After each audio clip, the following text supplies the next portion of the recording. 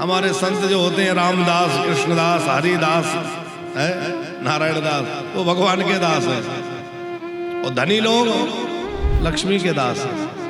अच्छा, स्वामी किसको कहते हैं? टूटी सी झोपड़ी में कोई बैठा है, ना खाने के लिए कुछ है, ना पहनने का कुछ ठिकाना है, और उनको बड़े बड़े धनी लोग जाकर के कहते हैं स्वामी जी कृपा करो। तो स्वामी कौन है? जिसने सब कुछ त्याग दिया वो स्वामी है, और जिसने बहुत कुछ जोड़ रखा है वो दास है। तो संग्रह से व्यक्ति महान नहीं बनता, त्याग से व्यक्ति महान बनता है। इसलिए जितना हो सके जीवन में त्याग होता है। दो व्यक्ति यात्रा पर जा रहे थे, एक संग्रह में ज्यादा रुचि रखता था और एक त्याग की ज्यादा चर्चा करता। त्याग में उसका ज्यादा था।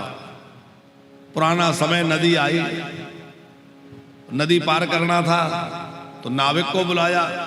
नाविक ने कहा कि एक एक आना दोनों का लूंगा। अब जो संग्रह करने वाला था उसके पास तो पैसा था, और त्याग वाला जो था उसके पास कुछ नहीं था। अब वो खड़ा, वो तो बैठ गया। बोले अब देखो तुमने संग्रह किया होता तो आज तुम भी बैठ जाते, अब पार नहीं लग पाओगे, बैठे रहो। फिर कहा चलो चलो आ जाओ, तुम्हारा भी अब मैं ही दे दूंगा, बैठो। बिठा लिया, लेके चले।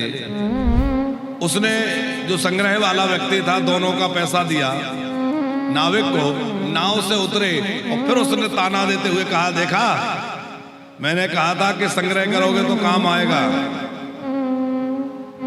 उसने कहा मैं आज भी यही कहता हूं कि त्याग ही ऊंची चीज है। उसने कैसे? अभी भी नहीं मान रहा है। अरे अब तो प्रत्यक्ष देख लिया। तिवारी जी, वो त्याग करने वाले ने क्या कहा कि ये बताओ यदि तुमने 2 आना का त्याग ना किया होता तो क्या नदी पार हो पाते?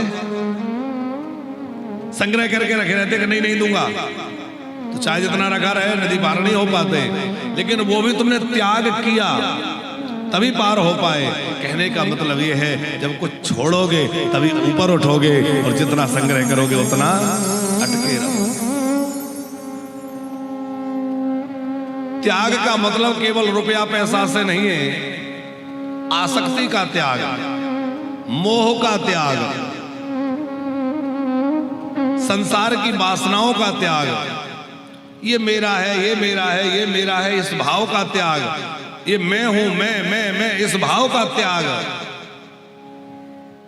जीवन में ये सब त्याग जब तक नहीं होंगे तब तक जीवन ऊपर नहीं उठेगा।